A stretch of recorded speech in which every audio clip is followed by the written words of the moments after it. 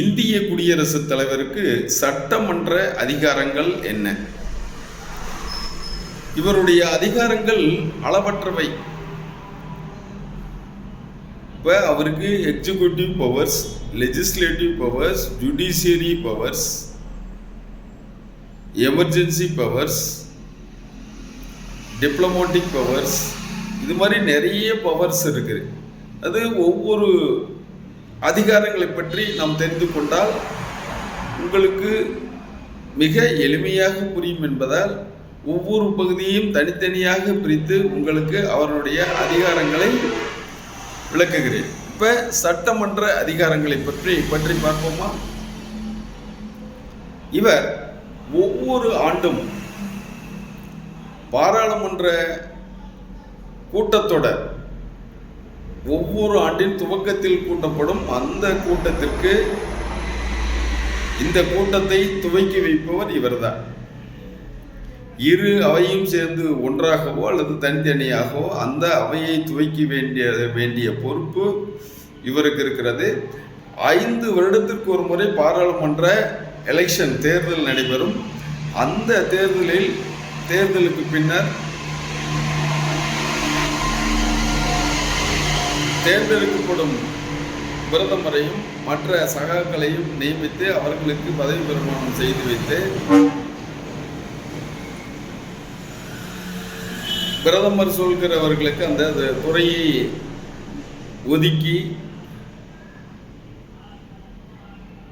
இந்த பணியை இவர்தான் செய்கிறார். ஓகேவா? இப்ப பாராளுமன்றத்தில் இயற்றக்கூடிய ஒவ்வொரு மசோதாவும் இவருடைய சம்மதம் கொடுத்தால்தான் அது சட்டமாகும். இல்லை என்றால் அந்த மசோதா சட்டமாகாது. மசோதா என்றால் என்னவெனில், சட்டமன்ற உறுப்பினர்கள், அதாவது பாராளுமன்ற உறுப்பினர்கள் மக்களுடைய தேவையை பூர்த்தி செய்ய வேண்டிய இடத்தில் இருக்கிறார்கள். அவர்கள் மக்களுடைய மிக முக்கியமான கோரிக்கைகள் என்னவென்பதை ஒரு தீர்மானமாக கொண்டு வந்து அந்த தீர்மானத்தை பாராளுமன்றத்தில் விவாதிக்கும் வரை அது ஒரு மசோதாவாக இருக்கும். அந்த மசோதா விவாதம் செய்து அந்த விவாதம் முடிவெற்ற பின்னர் அது ஒரு தீர்மானமாக கொண்டு வந்து அந்த தீர்மானத்தை பெரும்பான்மை பாராளுமன்ற உறுப்பினர்களால் இரு அவைகளிலும் நிறைவேற்றி குடியரசுத் தலைவருக்கு அனுப்பி வைப்பார்கள். அந்த குடியரசுத் தலைவர் அந்த தீர்மானத்திற்கு, அந்த மசோதாவிற்கு ஆதரவாக வாக்களிக்கலாம், அல்லது இதில் சில திருத்தங்கள் செய்ய வேண்டி இருக்கிறது என நினைத்து அது பாராளுமன்றத்துக்கு திருப்பி அனுப்பலாம்.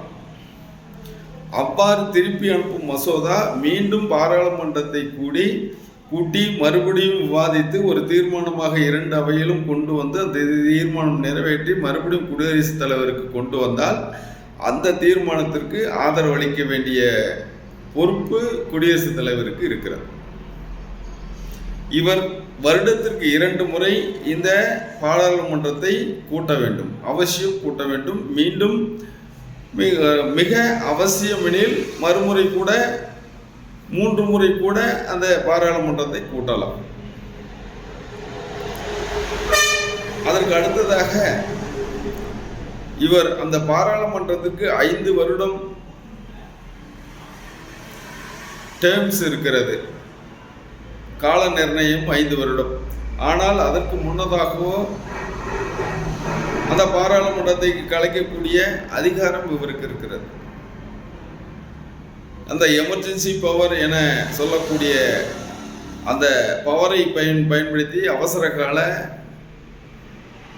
அதிகாரங்கள் என எமர்ஜென்சி பவர் இருக்கிறது. அதை பயன்படுத்தி இவர் கலைக்கின்ற பாராளுமன்றத்தை கலைக்கின்ற அதிகாரம் இருக்கிறது. ஒரு கூட்டத்தொடரை துவக்கி வைப்பதும் இவர்தான், ஒத்தி வைப்பதும் இவர்தான், அந்த கூட்டத்தை ரத்து செய்வதும் இவர்தான். இது போன்ற முக்கியமான பணியை செய்பவர் இந்த குடியரசுத் தலைவர். அதற்கு அடுத்ததாக இவருக்கு ஒரு அவசர கால நிதி தேவைப்பட்டால், ஒரு எமர்ஜென்சி ஆகிறது, ஒரு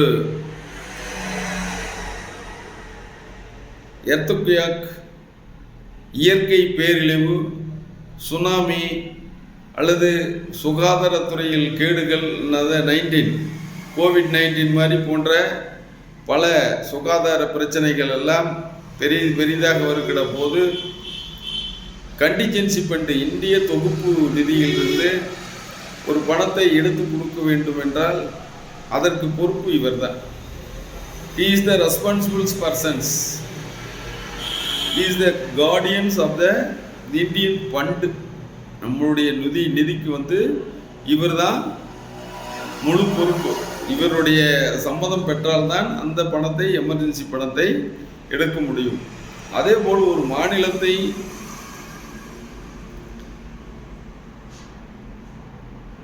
புதிய மாநிலத்தை உருவாக்கலாம், அல்லது ஒரு மாநிலம் இருந்துச்சுன்னா அந்த மாநிலத்தை எல்லையை குறைக்கலாம் அல்லது கூட்டலாம். இதுக்கு பாராளுமன்றத்துக்கு அதிகாரம் இருக்கிறது. அந்த அதிகாரத்தை பயன்படுத்தி இவருடைய சம்மதம் பெற வேண்டும்.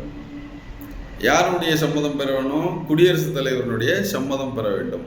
அதே போல் ஒரு மசோதா நீண்ட நாட்களாக பெண்டிங்கில் இருந்தால், நிலுவையில் இருந்தால், அந்த மசோதாவை நிறைவேற்ற பாராளுமன்றத்தில் இரு அவைகளுக்கும் இவர் தகவல் அனுப்பலாம், அல்லது ஒரு கூட்டம் நடத்தி அந்த கூட்டத்தின் மூலமாக இந்த மசோதாவை நிறைவேற்ற பாடுபடலாம்.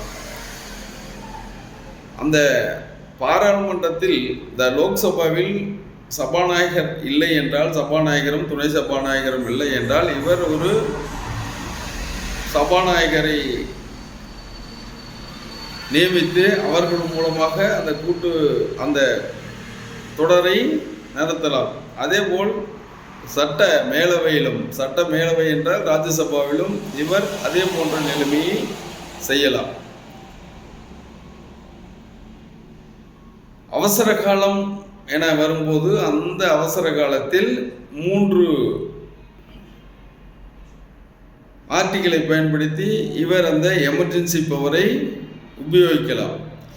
பாராளுமன்றம் கூடாத நேரங்களில் இவர் எமர்ஜென்சி டிக்ளரேஷன்ஸ் என அந்த தேவையில் என்ன தேவைப்படுகிறதோ அந்த அவசர சட்டத்தை நிறைவேற்றலாம். ஆர்டினன்ஸ்ன்னு சொல்லுவாங்க, எமர்ஜென்சி ஆர்டினன்ஸ். ஒரு அவசர சட்டத்தை கொண்டு அந்த அவசர சட்டத்தை நிறைவேற்றலாம். அந்த சட்டம் ஒரு 6 மாதங்களுக்கு செல்லுபடியாகும். மறுபடியும் சட்டமன்றம் கூடி அதுக்கு ஒரு 6 மாதத்தில், ஒரு 6 வாரங்களில் அந்த எமர்ஜென்சி டிக்ளரேஷனுக்கு ஒப்புதல் கொடுத்தால் அது செல்லும், இல்லைன்னா அது அதோட நின்று போயிடும். அது மட்டுமல்லாமல் இவர்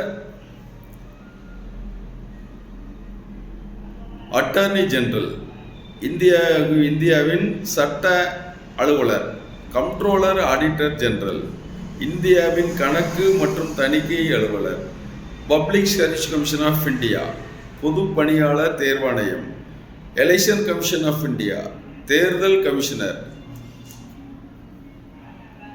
இவர்களெல்லாம் கொடுக்கிற அந்த அறிக்கையை இவர் பாராளுமன்றத்தில் சமர்ப்பிக்க வேண்டிய பொறுப்பு குடியரசுத் தலைவருக்கு இருக்கிறது.